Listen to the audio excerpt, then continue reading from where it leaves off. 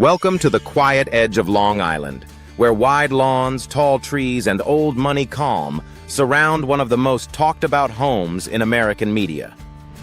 This is the private estate of Sean Hannity, a place built on family rituals, personal freedom, and the unmistakable confidence of a man who has shaped conservative conversation for decades. Today, you are stepping past the gate to see how he truly lives, the spaces he protects, the values he honors, and the lifestyle that fuels his voice every night. Before the dates and milestones take shape, the story begins with a quiet picture, a cold New York morning in 1961, the kind where the light falls softly across small houses in Franklin Square. Inside one of them, a boy named Sean Hannity was growing up in a world shaped by order, discipline, and the steady rhythm of working-class life. His mother kept long hours between the stenographer's desk and the county jail. His father served in family court, and Sean, the youngest of four, learned early that nothing in life moved unless you pushed it yourself. School never felt like the path.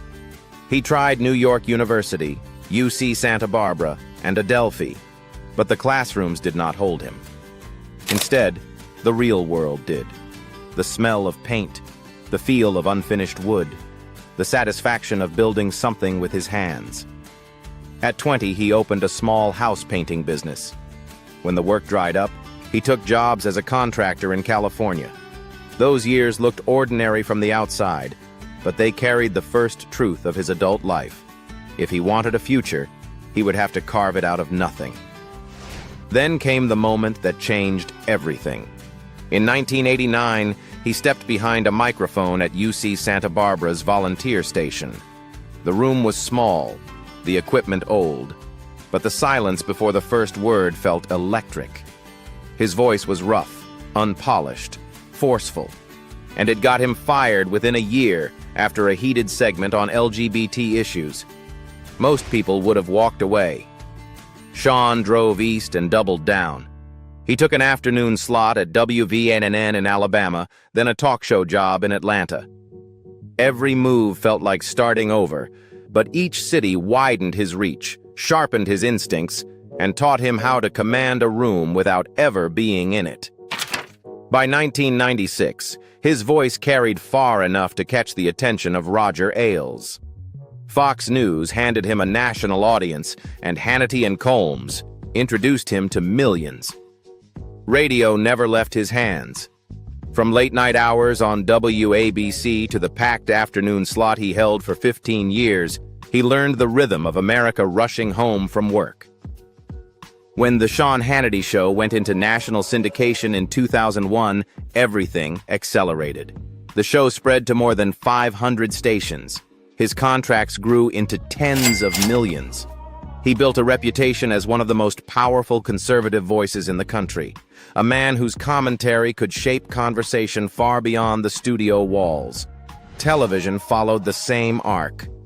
Hannity's America on Sundays. Then Hannity, a nightly megaphone that still dominates its time slot. He wrote best-selling books, produced a Christian drama, and kept pushing into new territory, each success folding into the next. But the quiet documentary of his life, the thread running under every triumph and every controversy, is simpler. A boy from Franklin Square found a microphone, lost it, found another, fought his way back, and kept climbing until the fortune, the property, and the influence matched the years of stubborn work. And that is how he arrived at the life he lives today. The Long Island estate, the wide lawns, the rooms are built for family dinner and peace. Long Island Estate. Sean Hannity's Long Island Estate unfolds like a quiet chapter on the tranquil edges of Center Island, where tree-lined roads curve toward a waterfront retreat spanning nearly 6 acres. From afar, the stone and wood facade rises above sweeping lawns like a polished reinterpretation of the classic northeastern estate, elegant, grounded, and unmistakably private. Here, beneath sunsets drifting across Oyster Bay, Hannity shaped a home that mirrors the values he speaks about so often. Family, freedom, and the kind of quiet that belongs only to those who guard their personal world carefully. Past the main gate, a stone pathway leads toward the heart of the property, where the approximately 11,000 square foot residence opens into 7 bedrooms and 9 bathrooms. Inside, natural light is the defining feature. The living room and dining room both face the water, allowing the afternoon glow to sweep through the home in soft silver reflections. Dark wood floors, classic coastal furnishings, and a deep blue custom bar create an atmosphere that is both polished and warm. A place where long conversations, late work nights, and family gatherings have shaped the rhythm of daily life. Stepping outside, the home transforms into a full resort experience. A slate-lined pool stretches beside a broad veranda, where ocean breezes lightly disturb the water's surface. Close by, a tennis court offers a burst of energy beneath the trees, while a par-3 golf hole and putting green bring the feel of a private country club right into the backyard. Beyond the manicured grounds, a private dock extends more than 80 feet into Oyster Bay, a rare privilege that turns the estate into a gateway to open water. It is the kind of setting where mornings begin with salt air and evenings settle into stillness broken only by the tide. Inside and out, every space is shaped to balance luxury with seclusion, reflecting a lifestyle built on routine, discipline, and the desire to keep one part of life untouched by the public eye. The estate is not just grand, it is deeply intentional. A place where the architecture frames the landscape, and the landscape reinforces the calm.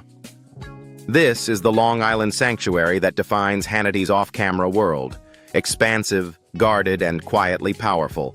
A retreat designed for a man who built his life in front of millions but chose to live his private moments by the water, surrounded by space, silence, and the freedom he values most.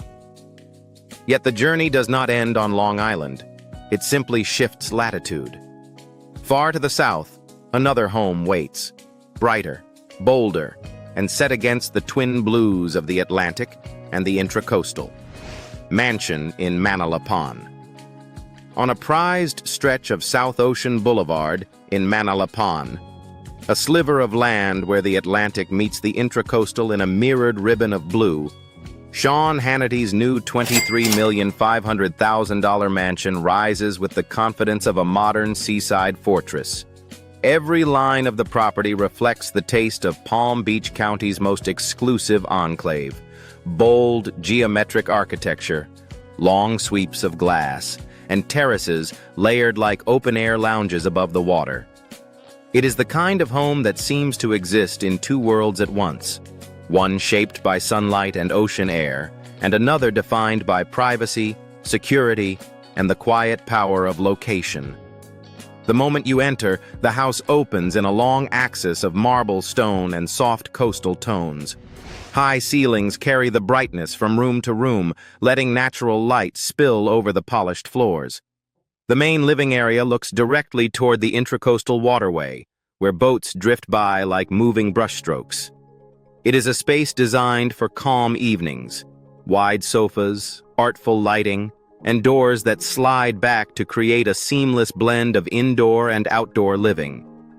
The atmosphere is not loud or dramatic. It is controlled, measured, and unmistakably high-end. Further inside, the kitchen stands as a centerpiece of function and luxury. Custom cabinetry, professional-grade appliances, and a long waterfall island turn the room into a quiet hub for both cooking and conversation. Nearby, the dining room frames the water like a moving painting, a setting built for intimate gatherings rather than grand parties, the kind of dinners where a small group of trusted friends share stories without the presence of cameras or crowds. Upstairs, the primary suite takes advantage of the estate's rare geography, sweeping views of both the ocean and the intracoastal, uninterrupted from dawn to dusk. The room carries the calm of a private retreat, soft fabrics, pale colors, and sliding doors that open onto a balcony shaped by ocean wind. The bathroom mirrors a luxury spa, with sculpted stone, deep-soaking tubs, and windows positioned to capture the morning light without sacrificing privacy. But it is outside where the mansion truly declares its status. The pool is carved into the landscape as a long, reflective plain, bordered by palm trees and lounge areas that stretch toward the water's edge.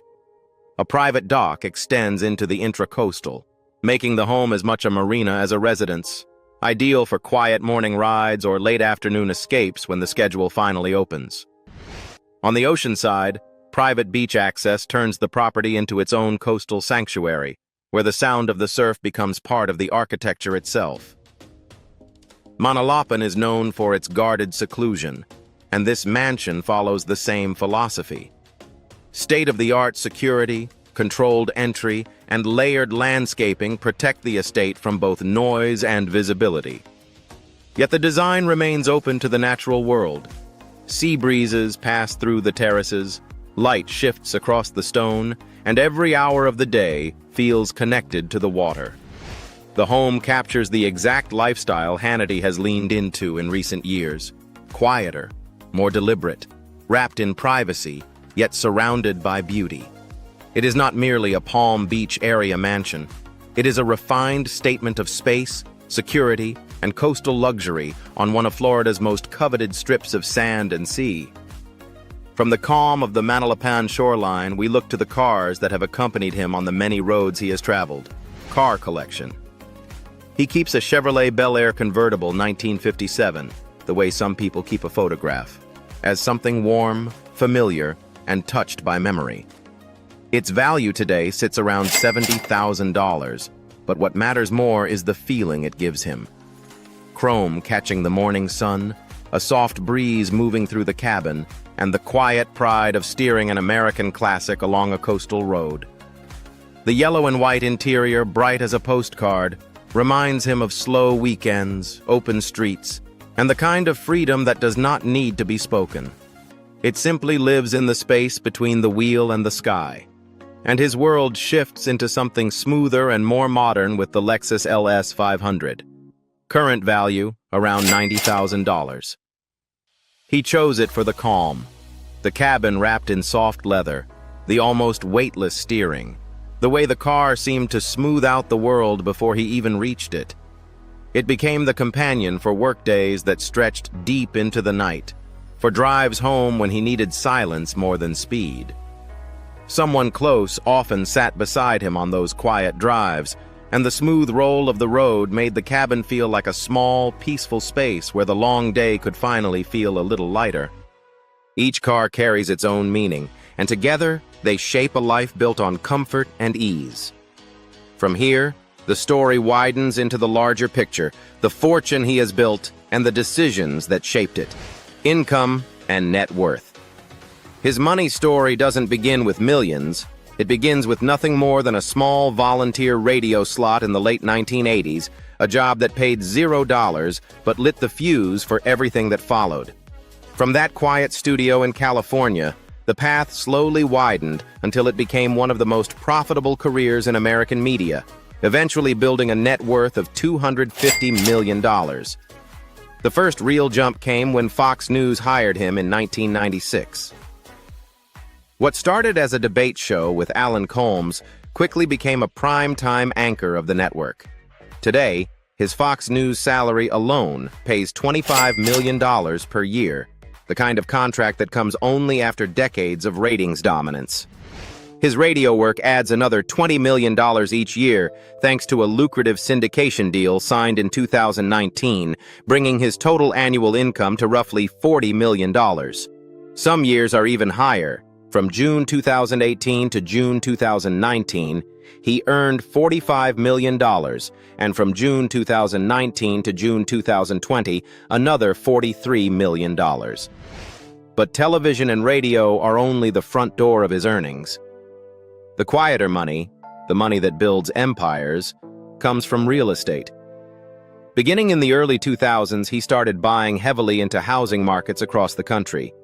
Today, he controls a property portfolio valued at around $90 million, tied to a network of companies connected to nearly 900 homes in 7 states.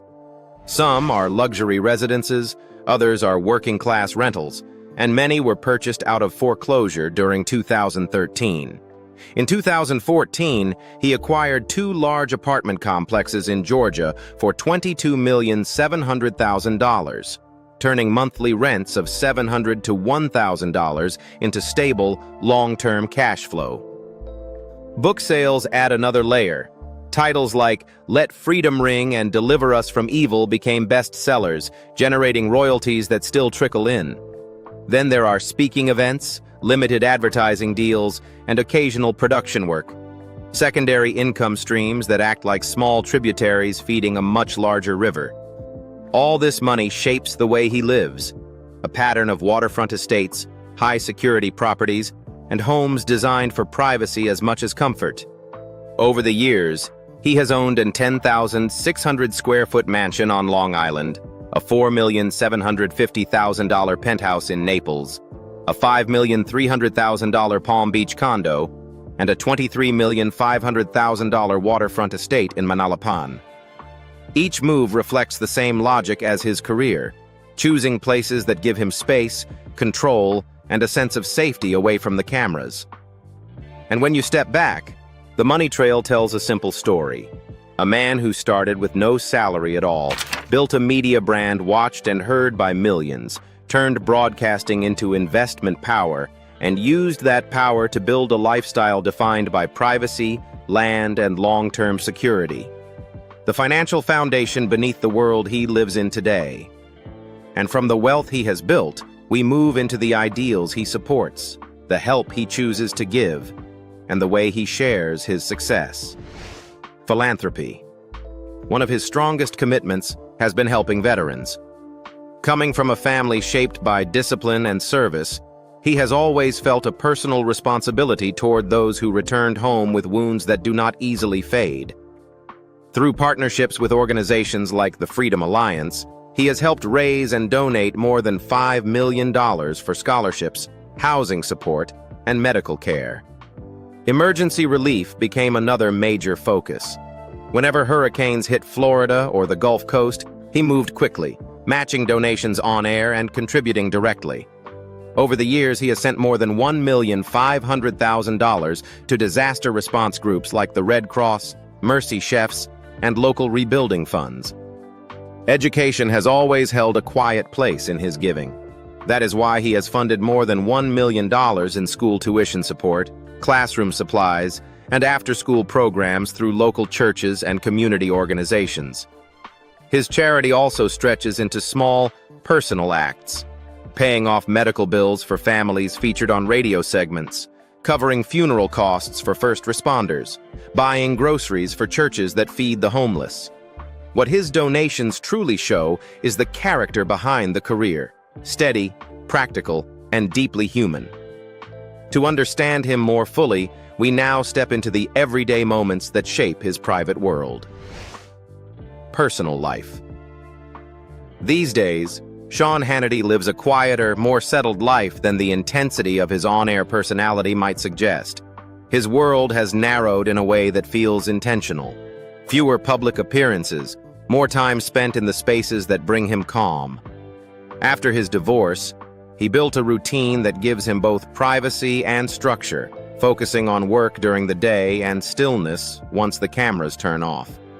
Family remains the center of that stillness. His 2 children are adults now, each moving into their own paths, but he stays close to them. They visit often, especially on weekends, and those visits have become the highlight of his off-air life. He cooks simple meals, asks about their work, their plans, their worries. He is softer in those moments, not the fast-talking commentator, but a father who listens more than he speaks. Holidays are always private. Small dinners, long conversations, and early mornings spent walking along the water. His closest friends are a small circle, most of them people he has known for years. They are the ones he meets for early golf rounds, quiet dinners, or long phone calls after a heavy news day. He trusts them because they understand his world, but do not live inside it. Those friendships keep him grounded, giving him space to vent, to laugh, and to exist without the weight of politics. A typical day now starts early. He wakes before sunrise, steps outside for a breath of cool air, and spends a few quiet minutes watching the sky shift from gray to soft gold. That calm beginning gives him the focus he needs before heading into hours of radio work, meetings, research, and the nightly show. When the day ends, he rarely seeks noise or crowds. Instead, he slips into quiet drives, unhurried walks along the water, or simple evenings spent reading to clear his mind. He has returned to boating as well, not for long adventures, but for steady rides along the coast, where the wind and engine hum wash the day away and remind him why he protects his peaceful moments so carefully. Travel has become more personal, too. Instead of political events or tours, he takes short escapes to Florida, where the warmer air and slower pace help him reset. Friends join him sometimes, but many trips are solo, a chance to think without interruption. He enjoys wandering along marinas, visiting small restaurants, and finding quiet corners where he can stay anonymous. Religion still plays a role in his life, though on his own terms. Leaving the Catholic Church was a difficult decision for him, but he continues to pray, read scripture, and stay involved in local Christian communities. Faith is something he keeps private, not a performance, but a practice that steadies him. Together, these pieces of his life create the portrait of a man who balances public intensity with private calm, someone who guards his quiet moments just as carefully as he commands the airwaves. Behind the debates and headlines, his real world is shaped by family, routine, and a steady search for peace. If this look into Sean Hannity's life resonated with you, feel free to comment, like the video, and subscribe for more. Many stories, many homes, and many lives await, and we're excited to share the next one with you.